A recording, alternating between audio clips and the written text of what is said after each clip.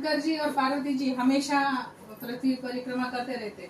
तो पार्वती जी उनको पूछती कि ये मुझे एक शंका है, बोले कि सिर्फ गंगा स्नान करने से और डुबकी मारने से पाप नष्ट होते क्या?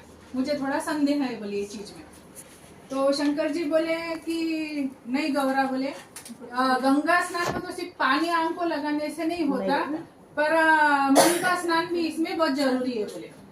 तो मन का स्नान में तो कैसा? बोले पानी का जल का स्नान तो मुझे पता है, जो गंगा संगम स्नान है, महाकुंभ मेले लगते हैं तो होता है, पर मन का स्नान क्या है? तो मन का स्नान बोले तो जो कोई नकारात्मक कार्य करे वाले, कुछ अप्रत्यक्ष रूप से कुछ गलतियां करे वाली है, उसका पश्चाताप करते हैं गंगा में डुबकी मार के, और बाद में बोलते हैं कि भाई मैं अब आगे से ये काम नहीं करूंगा, वहां पे संकल्प लेके चलते हैं, तो फिर उसको सही मायने में स्नान कहा जाता है।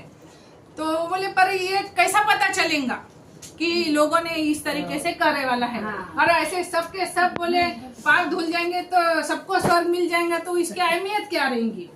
तो बोले चलो मैं तुमको उदाहरण देके समझाता। बोले इसलिए क्या बोलते हो, खुद शिव जी एकदम बीमार कोड़ी के रूप में ऐसे वृद्ध अवस्था के जैसे बीमार होके रास्ते में बैठ जाते, और गौरा तो सुंदर रहती है, वो बोले तू बस मेरी सेवा कर रास्ते में, और जो है उनको बोल कि भाई हमको गंगा घाट तक लेके जाओ बोल के। तो फिर वो क्या है वैसे करते हैं, जो वो गंगा घाट से स्नान करके आता है वो सबको नम्रता से विनंती करती भैया मेरे पति है, हमको भी महाकुंभ में हमको भी स्नान करने को जाना है, तो मेरी इतनी मदद कर दो कि इनको वहां तक लेके चलो बोले। तो क्या जो जिनको पूछते हैं उनके कैसे रिप्लाई है? कोई तो वो सुंदर है बोल के देखते उसके पास ही, उसके पति के पास देखते नहीं। फिर कोई आता, अरे तू इतनी बुढ़े के साथ रह रही है, मेरी अभी शादी नहीं हुई, चल मेरे साथ शादी कर, ऐसे रिप्लाई देते उसको। ऐसे ऐसे करते करते फिर शाम हो जाती। शाम में एक इंसान आता, तो वो कुछ भी नहीं बोलता, हो क्या माँ जी, चलो ठीक है बोले। वो सीधा उसको कंधे पे उठाता, माँ जी आप बोले बहुत सती हो, बोले आप जैसी मतलब इतनी सेवा करने वाले के दर्शन मुझे हो गए और आपकी हेल्प करने की मुझे सौभाग्य प्राप्त हुआ, मैं भगवान का धन्यवाद देता हूँ। ऐसे बोल के चल देता और वो गंगा घाट तक उनको लेके जाता, संगम घाट तक।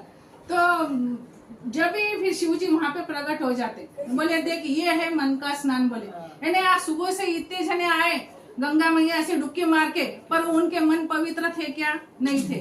पर ये एक बंदा आया जो उसने सीधा कुछ भी पूछताछ नहीं करा, सीधा कंधे पे उठाया और तुम्हारी स्तुति की कि माँ तुमको साष्टांग नमन कि तुम इतने अच्छे सती और सौभाग्यवती हो के मुझे दर्शन हुए और आपकी हेल्प करने का सौभाग्य मिला।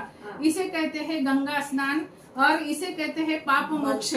इसलिए सभी ने महाकुंभ में जो जाके भी आए हैं और आगे जाने में वाले होंगे, अगर कुछ कारण से नहीं भी गए होंगे, तो सच्चे मन से गंगा स्नान करने का ये पूरे पीरियड में जो भी 26 फरवरी तक का, और तो घर बैठे बैठे भी गंगा स्नान होता था भगवान का नाम लेने का। और जो अपने घर में अभिमंत्रित जल तो रहता ही है गंगा का पवित्र, उससे पानी लोटे में भरने का और फिर वो लोटा पानी डालने का बकेट में, और फिर उसमें अपना दूसरा पानी डालने का, और सुबह अमृत मुहूर्त में उठ के ब्रह्म मुहूर्त में वो स्नान करने का हर हर गंगे बोल के। और मन के जो भी अपने भाव है गलत विचार करे वाले होंगे तो उसका पश्चाताप करके आगे से मैं ये कभी नहीं करूंगी, ये ऐसा संकल्प लेने का।